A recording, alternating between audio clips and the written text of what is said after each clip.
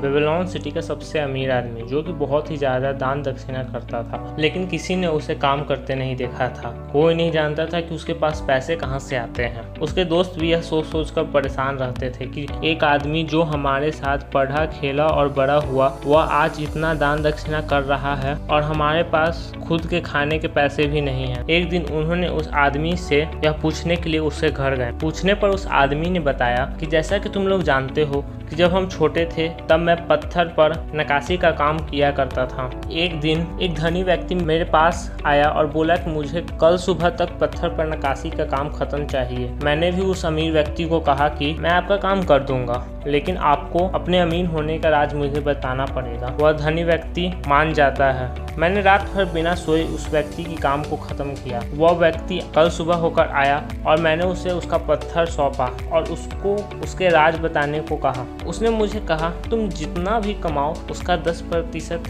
यानी 10% सेव करके रखो और 6 महीने बाद मैं फिर आऊँगा और तुम्हें बताऊँगा कि इन पैसों का क्या करना है। मैंने वैसा ही किया। 6 महीने बाद वो व्यक्ति वापस आया और मुझसे पूछा कि क्या तुमने पैसे बचाए? मैंने कहा हाँ, मैंने आपने जैसा कहा था वैसे पैसे बचाए हैं। उस व्यक्ति ने कहा इन पैसों को अब मैं कहीं इन्वेस्ट कर दूं। मैंने ऐसा ही किया। वह व्यक्ति फिर 6 महीने बाद आया और उसने मुझसे पूछा कि क्या तुमने पैसे इन्वेस्ट किए और तुमने क्या फिर से 10% के हिसाब से अपने पैसे बचाए हैं? मैंने फिर से उसे कहा कि हाँ, मैंने बचाए हैं। फिर उस व्यक्ति ने कहा कि अब तुम इन सभी पैसों को फिर से इन्वेस्ट कर दो। मुझे यह सुनकर काफ़ी ही दुख हुआ, क्योंकि मैं सोच रहा था कि अब मुझे पैसों की दिक्कत नहीं होगी, मैं अपनी सारी कमी पूरी कर लूँगा।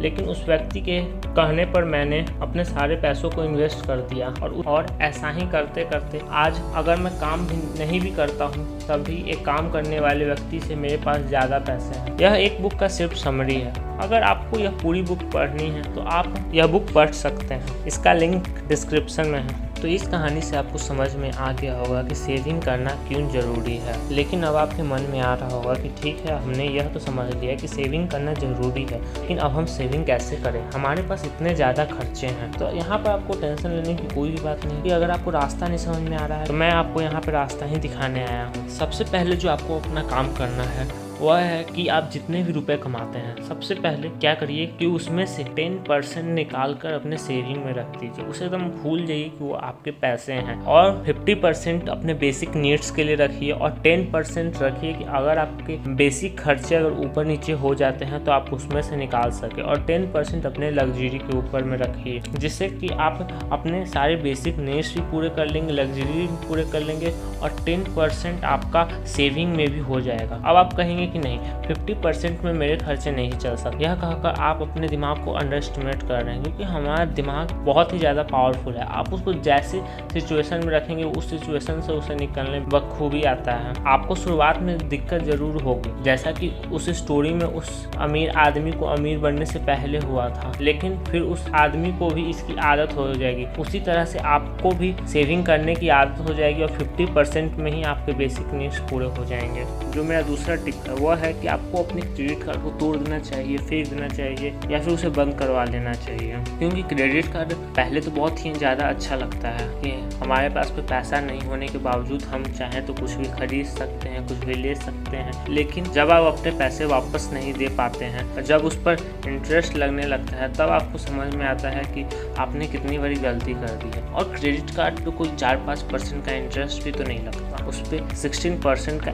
एवरेज इंटरेस्ट लगा है। इसीलिए या तो आप अपने क्रेडिट कार्ड को बंद करवा दें या फिर उसे अच्छे से यूज करना सीखें। अच्छे से यूज करने का सेंस मतलब कि आप अपने क्रेडिट कार्ड से कुछ भी फालतू की चीज़ें ना खरीदें। आप कुछ भी खरीदते हैं तो उसको ट्रैक करके रखें। यहीं पर हमारा जो थर्ड टिप है वो आ जाता है ट्रैक करना। मतलब आपने पूरे मंथ में जितने पैसे खर्च किए हैं उसका आपके पास में ट्रैक होने चाहिए कि आपने कौन से पैसे कहाँ पे खर्च किए हैं और उसके पीछे का कारण क्या है। जो फोर्थ पॉइंट आता है वह है कि 5 सेकंड रूल। 5 सेकंड रूल मतलब जैसे कि आप मार्केट में जाते हैं और आपको एक बैग दिखता है, आपको लगता है कि हाँ मुझे ये बैग खरीदनी चाहिए, मुझे इस बैग की बहुत ज़्यादा ज़रूरत है। तो आपको क्या करना चाहिए कि उस समय 5 सेकंड के लिए रुक कर सोचना चाहिए कि क्या इस बैग की ज़रूरत मुझे सच में है, क्या ये बैग मुझे आगे चल मेरे यूज में आएगा। और अगर आपका जवाब निकल के आता है हाँ, तो आपको वो बैग जरूर खरीदनी चाहिए, अगर नहीं तो आपको बैग बिल्कुल नहीं खरीदनी चाहिए। ऐसे ही आप बाकी सब चीज़ों को भी 5 सेकंड के लिए लिए सोचकर देख सकते हैं। जो मेरा 5th टिप आता है वह है कि don't buy thing to show off others. मतलब आपको वह चीजें नहीं खरीदनी चाहिए जो जिसकी आपकी जरूरत ना हो। लेकिन अगर आप उससे भी बड़ी गलती क्या करते हैं कि अगर आप वह चीज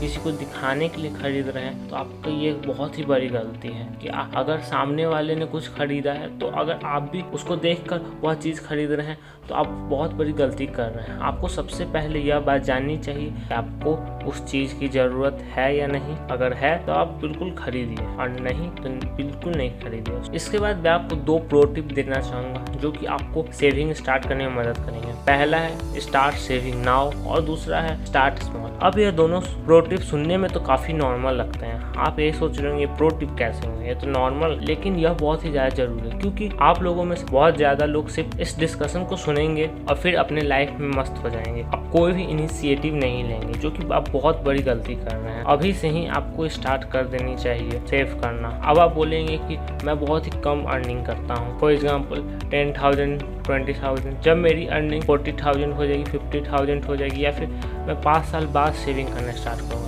तो आप बहुत बड़ी गलती कर रहे हैं क्योंकि आपको रिटर्न कितना मिलेगा वह सिर्फ इस पर नहीं डिपेंड करता है कि आपने कितना ऐसा इन्वेस्ट किया है, बल्कि इस पर भी डिपेंड करता है कि आपने कितने टाइम के लिए वह इन्वेस्ट किया है। अब इतने सारे पॉइंट्स आपको बताने के बाद अगर मैं आपको यह कहूँ कि आप मनी को सेव करके मनी को लूज कर रहे हैं, मतलब आप मनी को खो रहे हैं, तो आप सोचेंगे मैं कुछ भी कह रहा हूँ, लेकिन मैं बिल्कुल सही कर रहा हूँ। क्योंकि अगर आप यह वीडियो सिर्फ पैसे को सेव करने के बारे में सोच कर देख रहे हैं तो आप बहुत बड़ी गलती कर रहे हैं। आपको यह पैसे को इन्वेस्ट भी करने आना चाहिए। और अगर आप यह सोच रहे हैं कि मैं सेव तो करूँगा ही, इसे अपने बैंक अकाउंट में रखकर, तो आप फिर से एक और गलती कर रहे हैं क्योंकि बैंक में आपको मैक्स टू मैक्स 5% 4% की रिटर्न मिलती है जो कि इन्फ्लेशन से बहुत ज़्यादा कम है। अब इन्फ्लेशन क्या होता है? तो इन्फ्लेशन मतलब महंगाई दर की कोई भी सामान कितने परसेंटेज से बढ़ रहा है। जो अभी इन्फ्लेशन रेट है इंडिया का वह अप्रॉक्सीमेटली 7% है। तो आप समझ सकते हैं कि आप 3% से और अपने पैसों को और घटा रहे हैं बैंक में रख के, ना कि बढ़ा रहे हैं। तो अब आप सोच रहे होंगे कि अब कहाँ पे इन्वेस्ट करें अगर बैंक में नहीं कर सकते तो आपके इसी क्वेश्चन का जवाब मैं आपको अपने अगले वीडियो में दूंगा। इसलिए आप इस चैनल को जरूर सब्सक्राइब करके रखें। आगे आपको इन्वेस्टमेंट की बहुत सारी वीडियो देखने को मिलेंगी। हमने इसके ऊपर कंप्लीट एक सीरीज बनाया है, एक प्लेलिस्ट बनाया है जो आपको काफ़ी ज़्यादा मदद करने वाली है। और साथ ही साथ इसे अपने फ्रेंड को भी शेयर करें ताकि वे भी यह फाइनेंशियल नॉलेज ले सकें और वह सोचे कि उसका फ्रेंड फाइनेंशियल नॉलेज लेने में इंटरेस्टेड है